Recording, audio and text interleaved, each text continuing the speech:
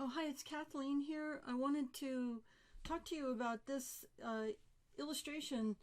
There were several of you that took your time to do renderings of these drawings of this guy leaping over this pillar. And I wanted to just kind of discuss this a little bit because the assignment was, I think it was odd. The assignment actually asked you to do a long drawing. Personally, I would have preferred you have done lots of variations of analysis of the action and the weight distribution and the placement of form and dimension and energy and forces. I didn't write the course, but we're given this long pose. Still, I believe it's more important for an animator or storyboard artist to be able to start a drawing correctly with the proper energy that's scripted, rather than finishing a highly rendered drawing that doesn't feel right. So I just wanted to go over some of the drawings a little bit, just to discuss what's going on. And let's see, I will turn some of these off and I'll bring up a few. There's Vanessa's and Bree's, Elizabeth's, and Shamisha.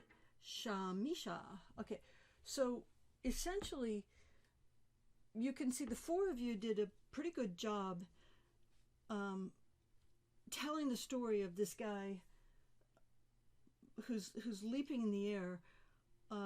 Very few of you actually put the thing that he's leaping on. I mean, he could be on the ground, but he's actually leaping over something. And when I look at any one of these, like here's Shamisha's, and I can see that you're doing a fabulous job, rendering out the tone and the value. Although there isn't much emphasis here on the core shadow that could go into this, pushing tone back. The structure could be a little bit more about the actual rib cage and less straight here. Predominantly, an animator is going to want to get to what this feels like more than what it looks like. And here's Vanessa's. I got a little bit more of the roundness of the form and the thigh here. I can feel a little bit more of the weight here, and you get a little bit more pinching on this side, which is great. I can feel a little bit more of the tension in this and a little bit energy going through the leg and the toe, right out through the toe. This is Bria's drawing. I want to bring up the photograph for a second, turning that on. And there's a huge issue with the head size. Remember, the width of the head is going to be about as big as the clavicle, or from the pit of the neck to the bottom of the sternum. So you can see your rib cage is huge compared to that head. So here you can see the relationship is different in terms of the scale of things. The thing I like about your drawing is that it's clear to me that you didn't trace it. And I'm looking at some of the other drawings and thinking, gosh, too many of the drawings, not in this set, but throughout the whole class, sometimes people will just download a drawing and trace it, or trace it digitally, and that's not going to give people the same growth as what you're able to do by putting your head around things. So the things we need to get straight here would be what direction things are going in. This arm was very challenging. I was talking to my partner Mike, my sweetheart, and this arm, until we saw the photograph from the side view, it was confusing. Is it coming forward or is he pushing back? And it could be interpreted in this photograph almost either way. It's very difficult.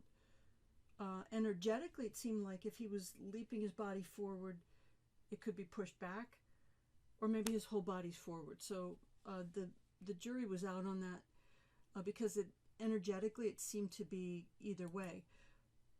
In your drawing here, though, you haven't made a commitment one way or the other. and neither have you done that with this leg here, because it feels like everything's coming forward. I really like to use cylinders to lay in those forms. The other thing that stands out in your drawing, Bria, is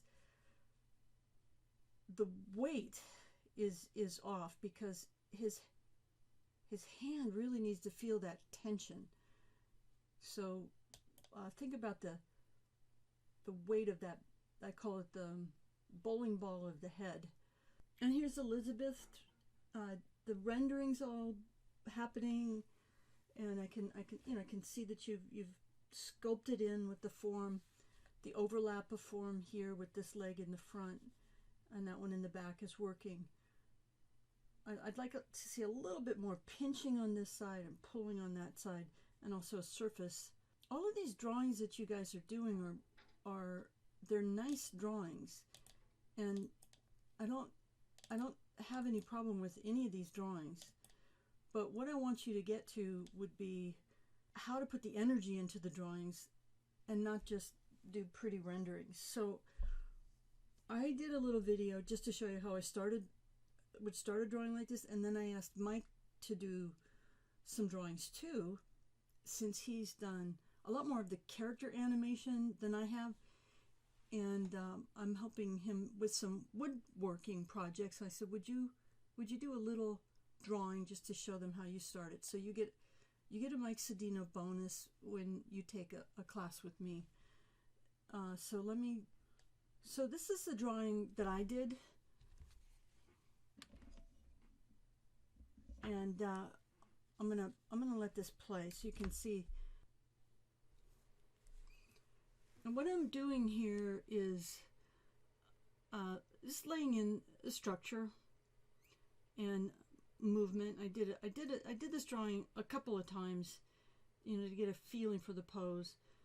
This is when I understood now, after doing a couple of drawings, that the hand was coming forward in the drawing, and Mike interpreted it as going back, which is fine too. It worked for him. This leg is coming forward, the other leg is pushing down, and that is crossing back, belly button. Get the overlap of the rib cage in there, the sternum. Thinking about where the clavicle is and where the clavicular fossa between the deltoid and the pectoralis there. That little indentation around the clavicle. Trying to find the placement of where the tibia would be, and where the basic shape of the foot. So that's how I started drawing. And then I'm thinking, oh my God, these students had to do a long pose. They asked for a 2-hour drawing. I never would have asked you to do a 2-hour drawing in a drawing for animation class. Now I'm looking for more of the overlap in things, some of the pinching, trying to determine where there's a little bit more of the masses and where it could go in and do a little bit more shading.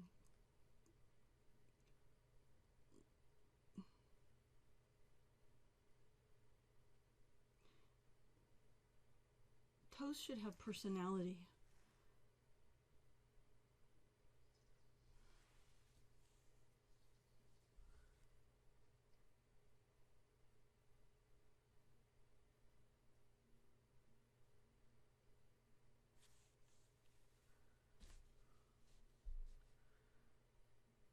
These are all little markers of anatomy that I'm looking for. So you can see what I'm going for here is a basic laying in of the masses, and then I can start to do some shading. And this might go on. I mean, this could go, for me, I mean, an hour would be what I would need. Okay, now here's a drawing by Mike Cedeno. I mean, and you can see it's really all about movement and energy and form and masses, and there's the ledge that he's jumping over. And this is pretty cool. this would be the follow through. Another drawing after he's like jumping over a fence or something, or coming into this. It's sequential kind of thinking of how these drawings would relate to each other.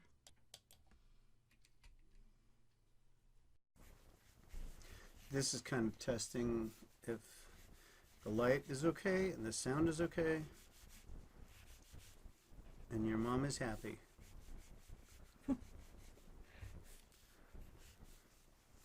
All right, there you go. This is the first drawing we're going to be talking about, where the this guy's jumping over something, so it's a line of his action is coming toward you, okay? And to offset this, this arm is going back. It's going back this direction. So you're seeing rotation as his arm goes back. He's concentrating about the center of gravity this way. His hand is planted this way. His leg is coming over this way first, not at the same time. One is ahead, one is down below. This one, however, as we look at the drawing or the photograph, it may be, it's maybe over this way, like you're looking at it. But feel loose about drawing this. But also, this drawing has got the foot in front, but this knee looks like it's in front. Okay?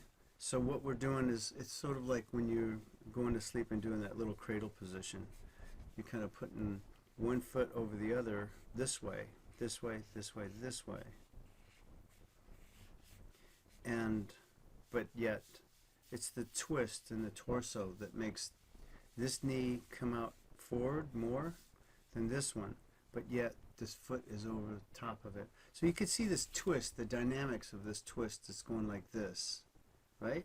So that's the nice thing about seeing animation and also seeing that you're doing drawings that relate to gesture, not necessarily trying to make a pretty picture, trying to diagram what's coming at you and what's going away from you.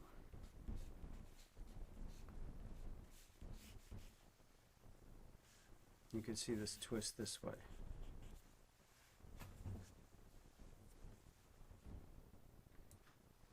Okay, one of the other things I'm going to talk about, looking at this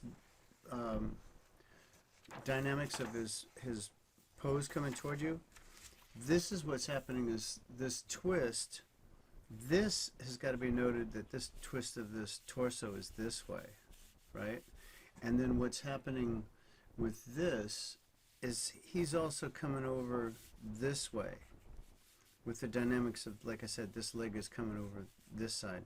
So he's actually like if you were to jump over a fence, this is the fulcrum point and his head is this way. So the rest of his body is just trying to jump over this side like this. So it's coming and leap forward over this way and counterbalance it. You could even play with it. The idea is that this is actually going to go way over here if you were animating it, because this is coming way over this way.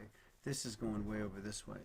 So what I would do is just try to think about the dynamics of gesture drawing, is like looking at all the